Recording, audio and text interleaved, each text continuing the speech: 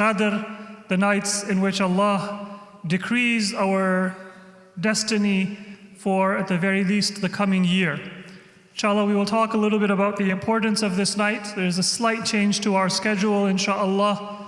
We will have just a brief talk and some updates for our community. And then we will begin Dua al-Iftitah after that. And Dua al-Iftitah will lead us towards our all-night program of A'mal and Du'as, which will begin at 10 p.m. So inshallah, we want to make sure that we are pacing ourselves. Some of us, probably the majority of us, we are not used to running a marathon of ibadah. There are some people who can easily do all night of a'mal because they're already spiritually trained. But then the rest of us, like me, I'm both physically unable to run a marathon and spiritually unable to run a marathon. So you have to be very careful. Prime yourself, warm up, ready yourself, because you don't want to be out of breath at 1 a.m. checking your phone and thinking, how much longer until sahur time? Or, God forbid, let me change my mind, I'll go home. And how do you pace yourself? Well, spiritually, you don't need to do warm-ups and breathing exercises, but you want to ready yourself to know what is the potential of this night. What is the opportunity that Allah has presented us with? And if we contemplate what is the potential of this one night and the power of worshiping in this night, then rather than feeling like, how am I going to fill the time until Fajr, we will think, do I even have enough time to get all of those blessings and all of those opportunities for worship that I want to have? So your stamina is opened up partially by readiness and contemplation of what it is that is available to you and what it is that you want on this night. So to get us started, I think we are going to begin with an update about our project. It will be very brief. Many of you were present with us with your prayers and with your presence during the groundbreaking, which was late last year. And since then, we have been working diligently towards the beginning of the construction phase. So I will request our trustee, Sayyid to come forward and give us a brief update, inshallah, on the status of the Imam al-Asr Masjid project. Thank you. Bismillahir Rahmanir Rahim. Assalamu alaikum wa rahmatullahi wa barakatuh. So you have the disclaimer, we are going to keep you busy. The reason we are starting the night with the Masjid project update is so that it can be included in your du'as for this special night, inshallah. I'll not take long and I don't have any visuals today. So last year, as you remember, in October, we did the groundbreaking and we said that we are going to work on starting the construction preparation, and we raised some funds for that. Alhamdulillah, we were almost able to reach the goal of $3 million for that phase. And we have been continuously working with Fairfax County and VDOT to get the permits. We have the permits from VDOT to get the lane into the land now. Alhamdulillah, that was the most difficult part. So, and with the Fairfax County, we are about to get the permits. The first one will be the land disturbance permit, which will come in the next few weeks, inshallah. So we are working with the general contractors, potentially a few of them, to take their feedback, their estimates, and then hopefully we'll finalize one of them soon to help us with the construction phase. But before that, we will have the site preparation phase. So inshallah, in late April or early May, you will see the house being demolished and the fences around the property where a lot of things will be happening inside the parcel. We are going to prepare the site for construction. And of course, after that will be the biggest phase of this project, which is construction itself. Last time we talked, we had a gap about 8 to 9 million. You guys can see the turbulence in the country with tariffs and everything. So hopefully that will not impact us a lot. We are still working with the architect to give us the final specifications for so that we can get a concrete estimate from the general contractor. So as soon as we have that, we are planning to have a town hall meeting, probably before Muharram, to give community the update that they need and the good news of the masjid construction with the definite timeline, inshallah. Now, what that means for all of us is really to start thinking about how we are going to raise that $8-9 million dollars. Of course, we can do it. It's not something that's out of the reach of this community. Alhamdulillah, we have a lot of resources. But just keep that in mind, because at some point we will be having that conversation with every one of you to say, you know, we need this project to be done. Alhamdulillah, this year we are already at capacity, in some nights over capacity, and we try our best to not keep you waited for the food and other stuff, but we don't have the real estate. So inshallah, in the next 2-3 years, we will have the new masjid, and we ask every one of you to participate, contribute, keep the project in the du'as, and also plan your finances in a way that you would be contributing tremendous amount of money into this masjid. So I'm not like indirect about it, I'm really direct. You think about buying a car or renovating your kitchen, that usually costs $50,000-$60,000, and we do that easily. So please do that, make your mind. I'm not asking for any money now, but maybe 6 months later, we'll be going house to house to ask for what you can do for your own masjid, inshallah. Please recite aloud salawat for the masjid construction.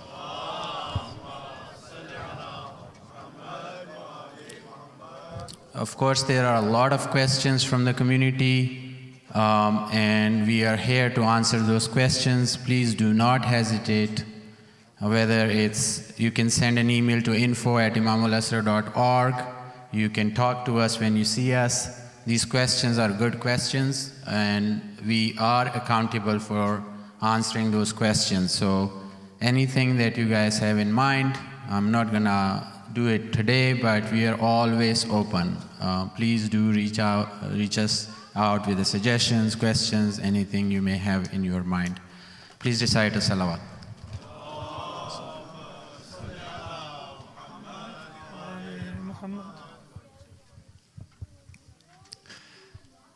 So Sayyid Shahe was not asking you for any funds today because we have somebody else who's going to be doing that, so he got off easy.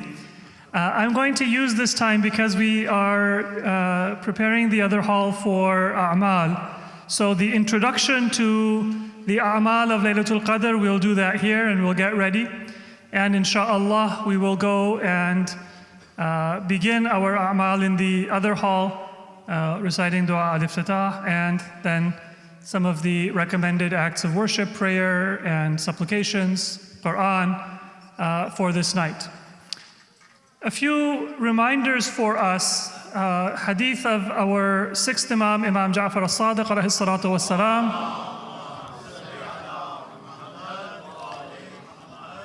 I have been quoting it over the last 2 nights of Qadr, and tonight is in fact the most important night to quote and to remember this hadith.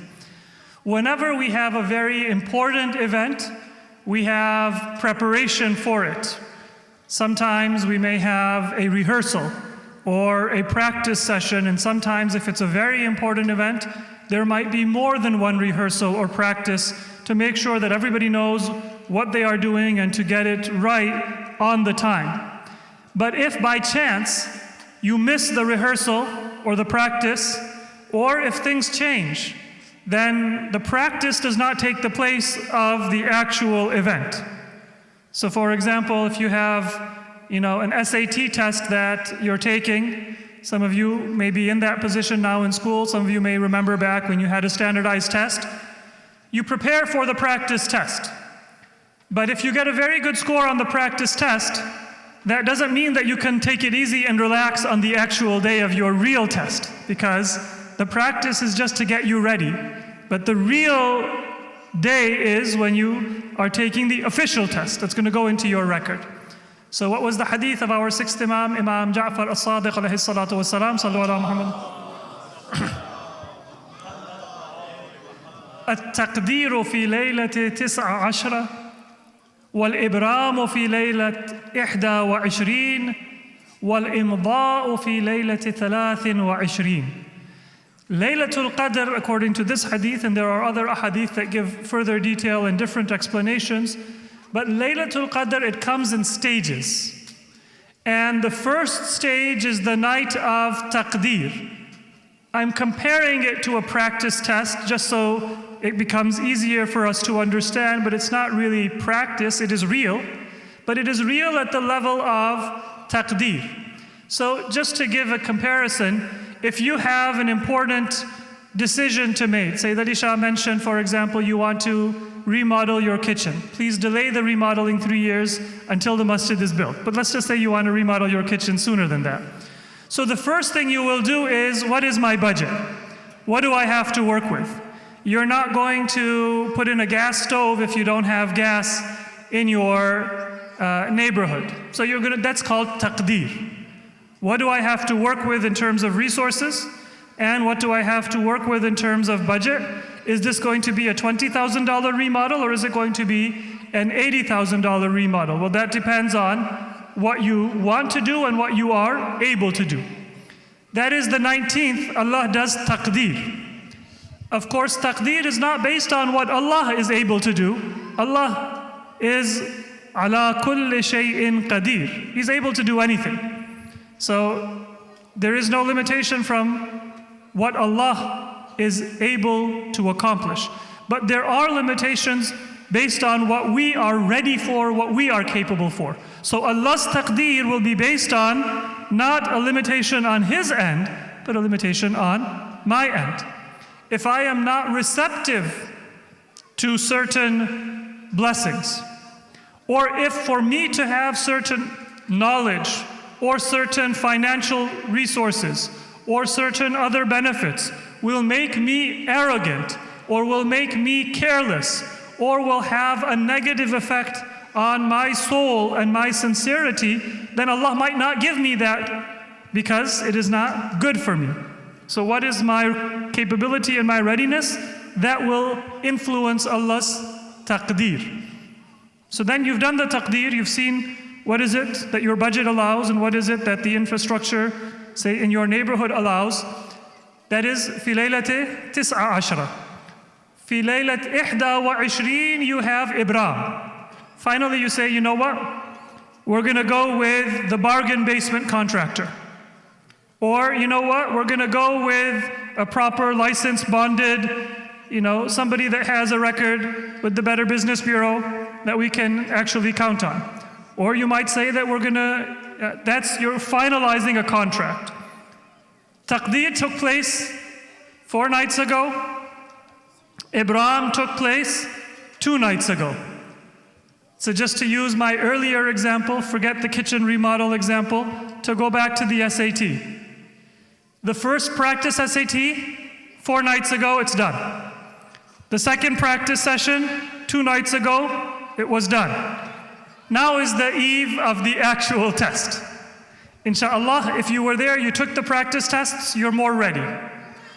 If you didn't take the practice tests because it was a weekday and you were busy, or for whatever other reason, then Allah has given us the best opportunity. For most of us, at least, Saturday is a lighter day and Sunday tomorrow is a lighter day. So we are more available and more able to spend the entire night in worship. If you missed the previous ones, this is Laylat 23, the night of the 23rd, which is al-Imda. And Imda means the implementation, the execution. So this is when the taqdeer and the ibram is going to actually be put into practice. This is that final night of God's decree. This is not just a rehearsal, but it is the real deal. And that is why it is very important for us to be present and to spend that time and to do different kinds of worship. Now, some of us, our personality is such that there are certain kinds of worship that appeal to us and other kinds of worship that don't appeal to us so much. The classical example that all of you are familiar with, or some of you may be familiar with, is there are some people, when there is a majlis for Imam Hussein, if there is poetry or if there is matam or sinazani or latmiya, they're present. And they might be there for hours. But then you say, Shaykh is going to give a speech, and they say, you know, God forbid, when am I going to take my smoking break? Smoking kills, by the way, don't smoke. But that is the reality that some people, they need their chai, they need their fix, and so they're absent. Now, that is ibadah. To remember Imam Hussein through poetry, to remember Imam Hussein through matam or sinazani or latm, that is ibadah.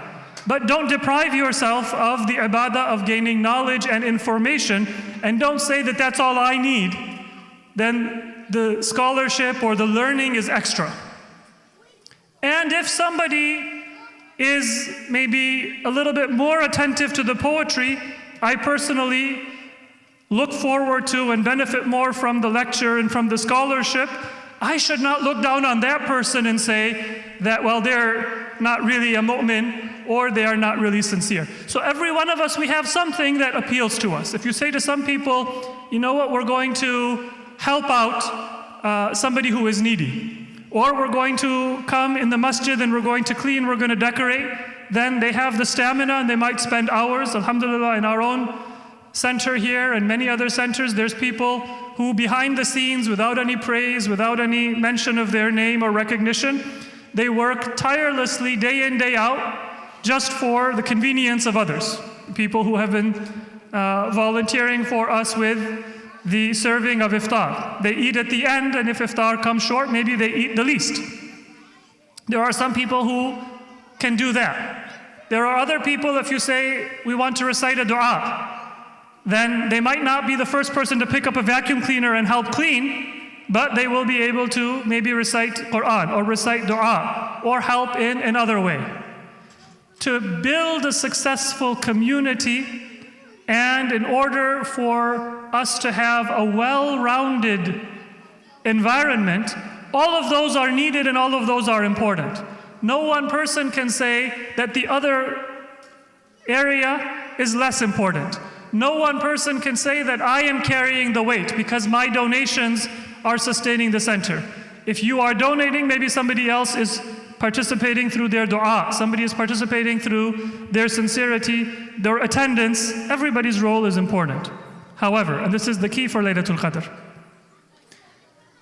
all of those different roles are important when they are fulfilled by different people, but they are also important for all of us to take part in. Don't box yourself in.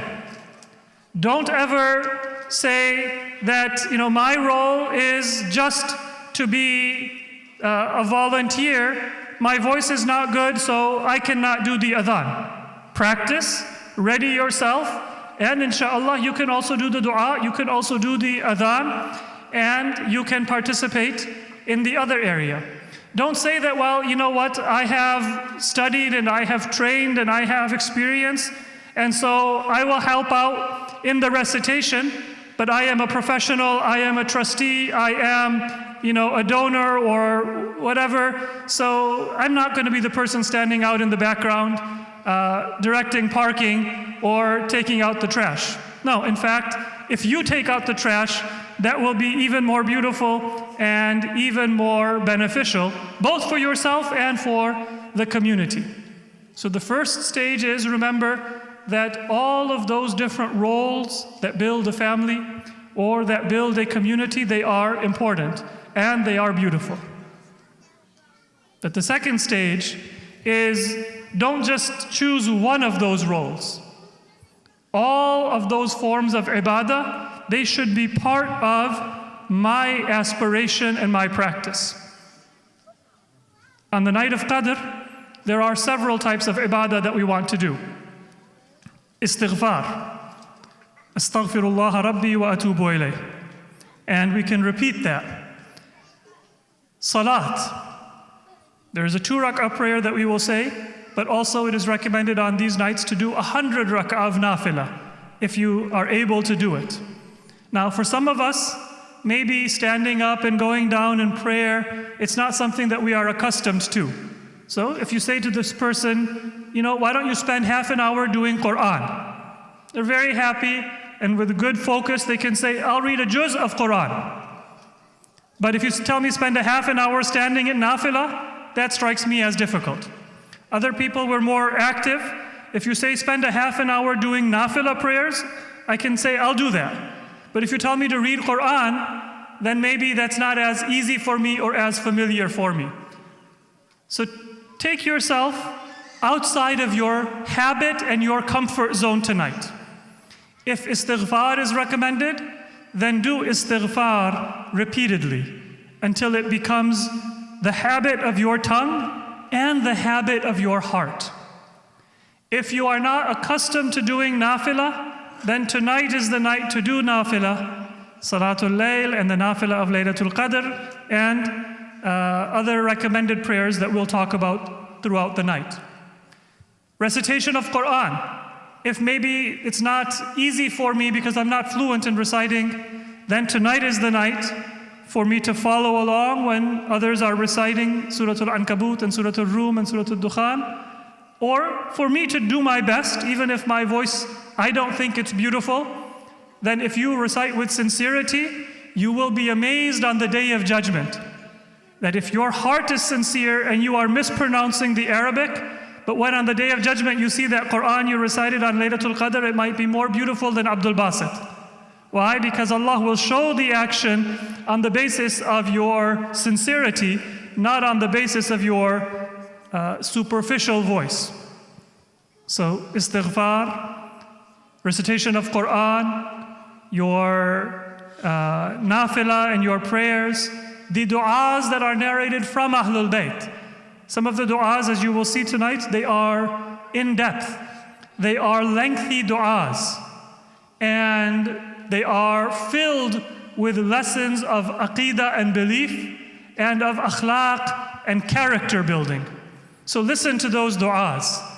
Look and see at the translation that will be displayed, inshallah, along with the recitation, and benefit from the guidance that Ahlul Bayt have given us within those du'as, even if it's not something that I do every day. From that whole package of different forms of ibadah, there is 1 or 2 that you will take with you that will resonate with you. That can be your practice. So maybe some of you will say that, I will be focusing on Quran. That is something that resonates with me. And some of you will say, from tonight I will take this practice that I will not abandon the nafilah. That is what I will take with me. I will be more regular in my nawafil. And some of you will take from tonight that I will be more regular in my dua. So whatever resonates with you and fits your personality and your heart, you can focus on that, but then you will also give importance to the other things that maybe are not as close to your heart. So if I am a person who enjoys reciting Quran, but I don't enjoy the nafilah as much, then fine, Quran can be my go-to ibadah, but I should still do nafilah.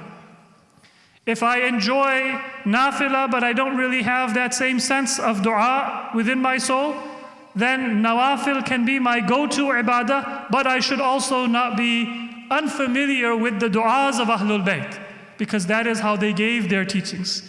Do you see the goal that we have? Tonight, taste the beauty and smell the fragrance of all of those different types of ibadah that Ahlul Bayt used to do.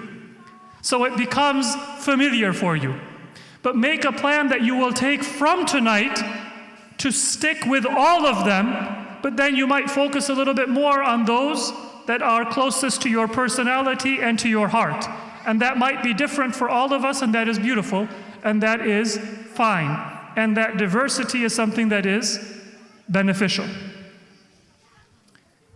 The last few points that I will make by way of introduction.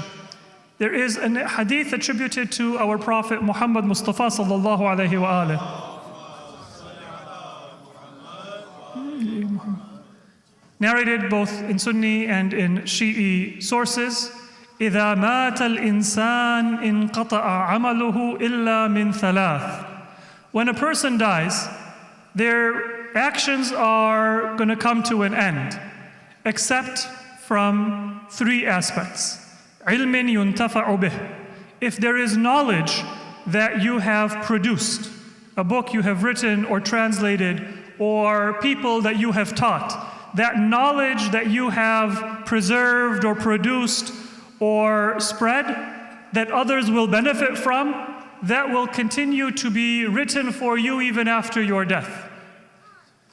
أو صدقة تجري له. Or if you give sadaqah, then you may die. But as long as that sadaqah continues to benefit others, spiritually, intellectually, and materially, then even if you are dead, you are still alive, because you are still getting the reward of that sadaqah.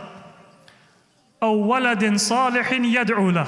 Or if you have good, pious children who pray for you, then their prayers, they are written as if you are still alive. You didn't die, because your son or your daughter will pray for their father or for their mother. This is the importance of legacy. And Laylatul Qadr is a time to think of legacy. Laylatul Qadr khayrum min alf shahr. This night is better than 1,000 months. 1,000 months, somebody is good in math, how many years is that? 83 years and 4 months. Do we have anybody here who is 83 years and 4 months old? So we can comfortably say that this one night is better than the entire time that any one of us present has been on earth, from the moment of our birth until today.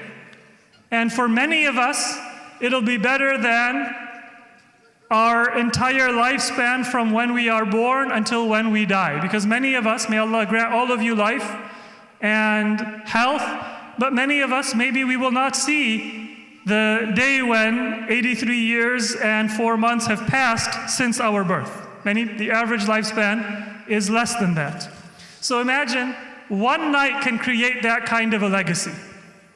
Except for those of you who are very young, those of you who are my age or older or even a little bit younger than me, we're not expecting to live another 83 years and 4 months past today. We know that this is probably not in our destiny.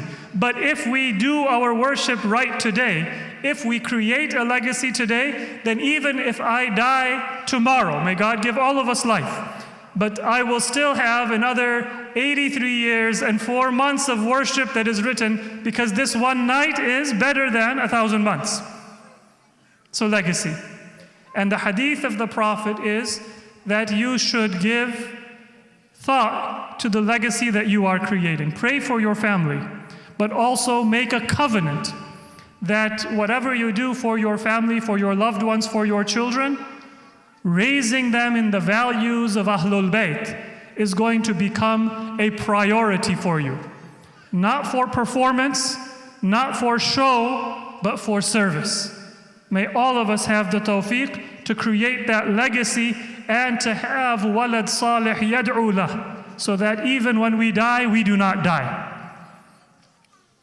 May all of us have the opportunity to learn, because learning doesn't mean that you have to be some very well-recognized scholar and be in the competition for the Nobel Prize for fiqh. Do they have a Nobel Prize for fiqh? I'm not quite sure. But if there were, that's not the point. If I simply teach people how to recite Surah Al-Fatiha, and maybe there is a 5-year-old child who doesn't know how to pray, or there is a 10-year-old child who doesn't know how to recite Quran, I can teach that child. I don't have to be a very learned scholar or somebody famous, fluent in Arabic and in fiqh and in hadith. But every one of us, we can create a legacy of ilmun yuntafa'u bih. Why? Because the knowledge of Islam, if you're teaching somebody Tawheed and Usuluddin, if you're teaching somebody Quran, even the basics, that is going to set the foundation maybe for their whole life. And maybe you will get more thawab and more barakah than the person who is going to teach them that very fancy graduate level subject. So may all of us have the ability to create that second legacy of ilmun yuntafa'u bih. And third, sadaqatin tajrila. If you can create a sadaqah that will remain for you. And I don't know any day that is better to create that legacy of sadaqah than the nights of the month of Ramadan, and particularly this night of Qadr. Insha'Allah, there will be many appeals to all of you for your du'as and for your financial contributions before this masjid project is complete. That is the nature of a community project. It is sustained and it has been sustained, and it will continue to be sustained through your participation and your contributions. But this is a special night because your one commitment and your one sadaqah on this night, that is on the night that is greater than 1,000 months. It is the month of Ramadan and it is Laylatul Qadr. So this is the time to make a commitment, not just a pro forma sort of minimal contribution, but a real contribution that you can say to Allah that among the forms of ibadah, I didn't just do the easy ones. That, prayer and fasting, they don't take anything from my pocket. So those are the easy ibadah. But you can say to Allah that on Laylatul Qadr, for your sake and for your pleasure, I also reached into my pocket and I made a commitment and I offered to your path, to a masjid that is being built in the name of your final Imam, and that is a house dedicated to you for the sake of Allah. So sadaqah is not limited to any one form. What you give to your needy family members, what you give to your needy relatives, all of that is an important part of sadaqah. But remember, الَّذِينَ إِن مَّكَّنَّاهُمْ فِي الْأَرْضِ أقاموا الصلاة وآتوا الزكاة وأمروا بالمعروف ونهوا عن المنكر. The greatest kind of sadaqah you can give when Allah has blessed you is أقاموا الصلاة. Establish institutions where people will pray. And that will be sadaqatin tajrila. That will last for you, not today, not tomorrow, but maybe even centuries after you are no longer alive and nobody remembers your name. But you will still be alive spiritually, and good deeds will still come to the heavens based on that intention and that good deed that you did many, many years or maybe even many centuries ago. So may Allah accept from all of us and give us the ability to benefit from the ibadat of this night. I will just pass the microphone over to Brother Mahdi. Are you going to join us? So inshallah, just for the brief reminder and facilitation of the contributions, inshallah, to the masjid. And then we will proceed to the other hall where we will begin the a'mal with dua al-iftitah and the worship of Laylatul Qadr. Sallu ala Muhammad wa ali Muhammad.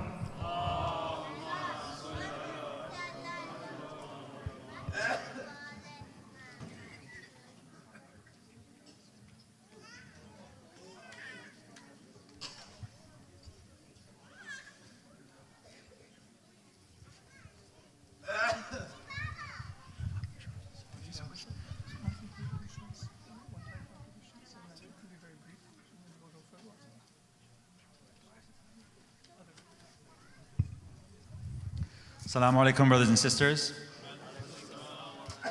Taqabbalallah ma'alakum, inshallah. Brothers and sisters, up on the screen, inshallah, you will see a QR code that you can scan that would take you to the donation page. I can't speak as eloquently and I can't say quite what Maulana Sayyid Sulayman said, but I just want to emphasize those points. Tonight is possibly Laylatul Qadr. Istighfar, salawat, worship, prayer is recommended for this night. Sadaqah is one of the most highly recommended things on this night. If you have the chance and an opportunity to join us on these QR codes here, so you see that now they split it up into a Zelle payment if you'd like to do, a PayPal payment, and going to the website. As the new Masjid is coming together, if you can join us with a payment tonight, that would be wonderful. A one-time payment would be spectacular.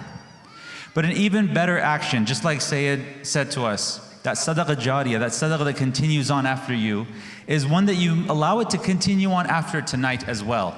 Imagine if Laylatul Qadr, the night of Qadr, is better than 1,000 months.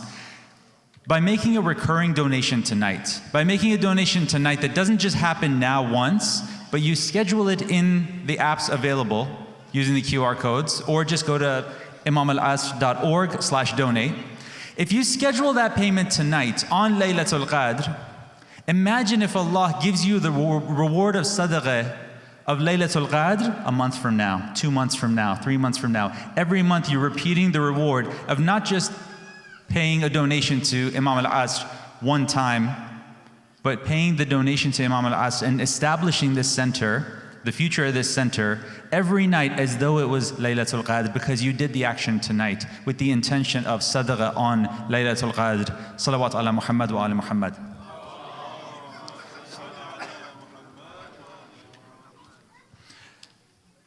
The brothers and sisters have told me that a donation of $110, a recurring donation of $110 is what's requested.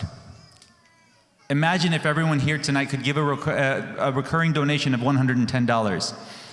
Inshallah, we will have volunteers on both the sister side and the brother side to follow up if you have any questions or want a little bit of help with setting up your donation, particularly a recurring one. I've been told to share with you that if you make a recurring donation, and Brother Imam will correct me if I'm saying this incorrectly, if you make a recurring donation of $110 or more, there is a gift that they would like to give you and to your family. So the shirt that I'm about to show you is the gift for a recurring donation of $110 or more. I should have prepared this better. Salawat ala Muhammad wa ala Muhammad.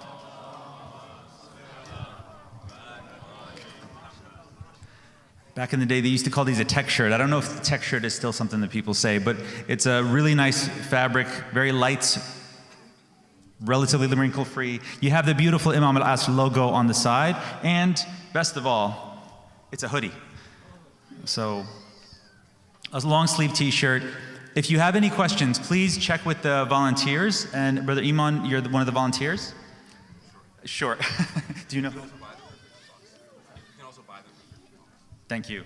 So, if you don't plan on making a donation tonight, but you would like to purchase one, or you plan on making a donation, but you want to purchase extra, these are being sold for $50, of course, proceeds going to the center, inshallah. So, please, if you have any questions, find the volunteers, and I believe they have tables set up. Yes, okay, I'm getting the nod. Tables are set up to help you out with any questions that you may have for this. Brothers and sisters, I have one personal request. They say that when you make sadaqah, what does sadaqah do for you? It extends your life.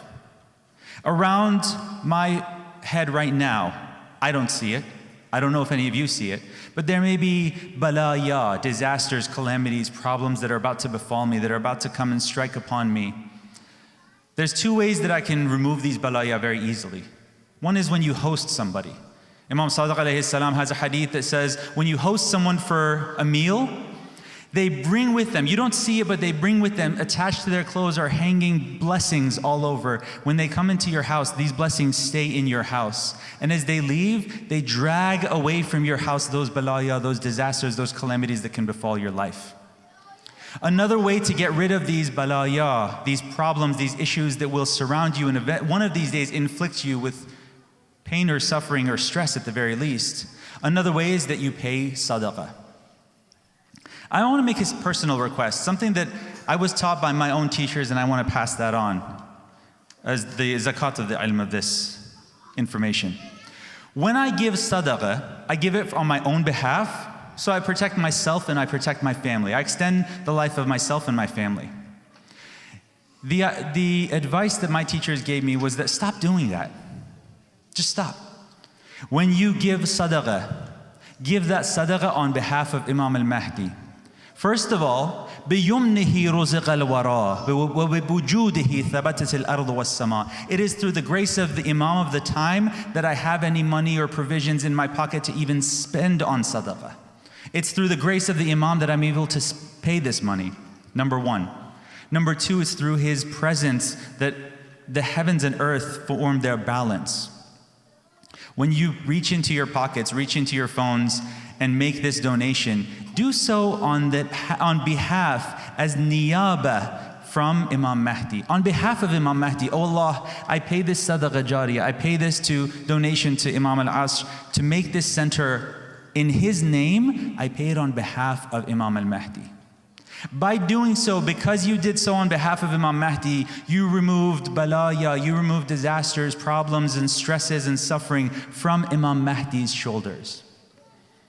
On the night of Qadr, on the night in which تنزل الملائكة والروح فيها بإذن ربهم من كل أمر سلام, on the night in which the angels and the head of the angels, ar-Ruh, descend upon the earth and converge upon the presence of Imam Mahdi to give him reports for the year ahead. On this night, you give sadaqah on behalf of Imam Mahdi and remove these burdens from Imam Mahdi's shoulders, remove these problems from the Imam of your time. The Imam is then looking over to you. He's paying attention to you. Throughout the entire year, he is praying for you and your well-being. I pay sadaqah and it removes maybe a burden or two from my shoulders. Imam Mahdi prays for me, it removes everything from my shoulders. Brothers and sisters, one more time, we request those who can, if you can make a one-time donation tonight, we appreciate your contribution. If you can make a recurring monthly donation, and the QR codes will help you do that, and there are volunteers who can help. If you need to, please seek them out. But a recurring donation of $110 is specifically requested.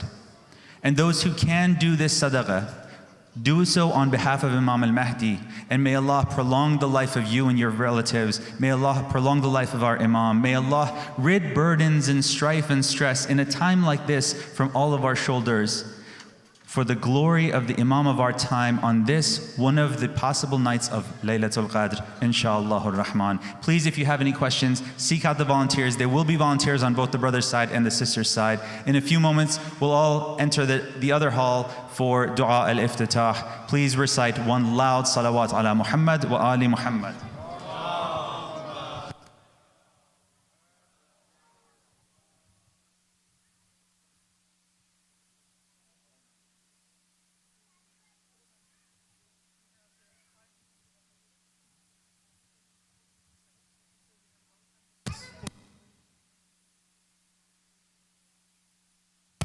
Brothers and sisters, as the brothers and sisters are setting up the other hall, they need a few more minutes. So we're going to take about 10 or 15 more minutes here. We have time for refreshments, a break, and for anyone who wants to please make their donation using the QR codes provided. Thank you, and one more salawat ala Muhammad wa ali Muhammad.